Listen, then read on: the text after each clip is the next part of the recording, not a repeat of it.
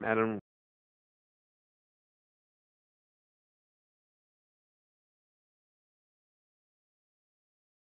Reading Clerk. Senate Bill 147, Education-Related Parent Organizations. Senator Dayton, the House sponsor is Representative Grover, and there was no House Standing Committee hearing on the bill. Representative Grover.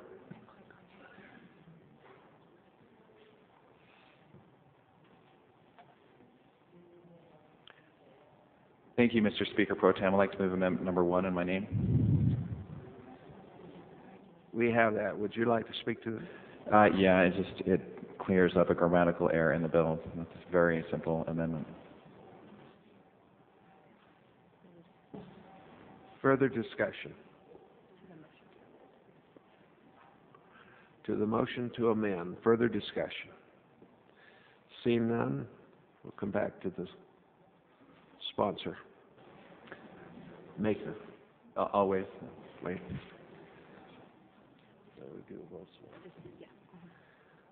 All those in favor of this amendment, please say aye. Aye. Any opposed? I'll rule that it passes. Representative Grover. Thank you. This bill is a cleanup bill.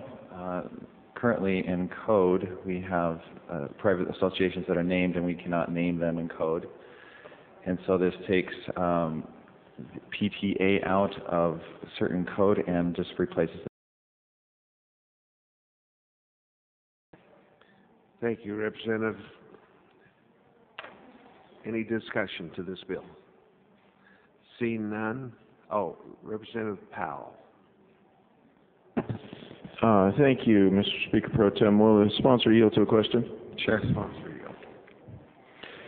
yield.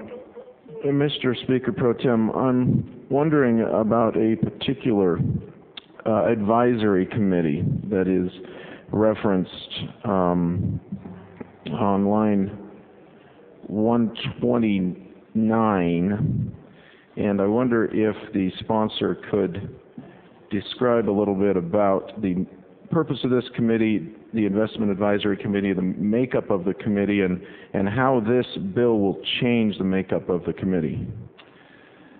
This bill will change, as you see in line 127, it goes to 3 members appointed by the State Superintendent of Public Instruction. Down to 129, you have a striking language there. It takes out President of the Utah Parent and Teacher Association. However, that is reinstated on line 136. At least one of the members appointed by the State Superintendent of Public Instruction, as required, shall represent a parent organization. So it's taken out and then put back in.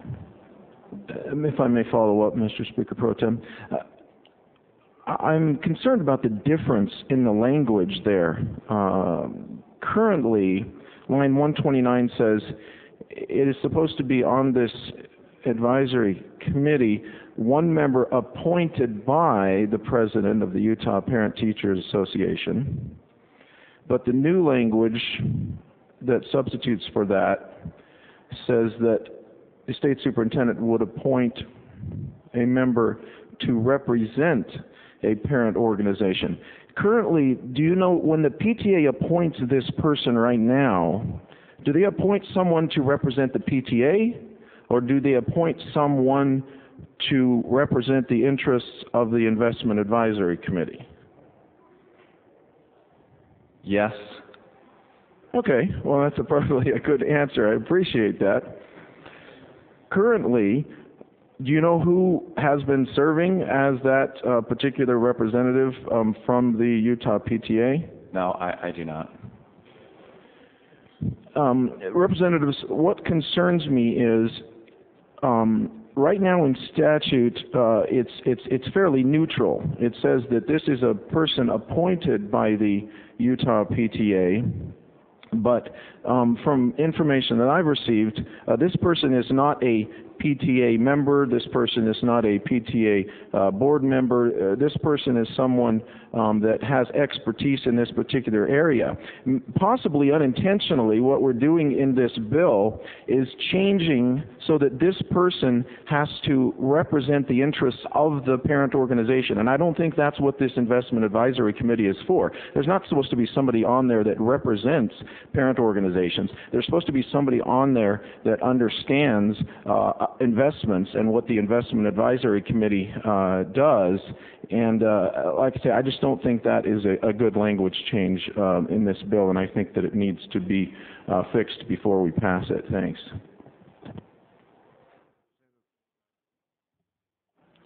Representative Brown. Thank you, Mr. Speaker. I'd like to respond and then reserve the right to make a motion if I could. It's reserved.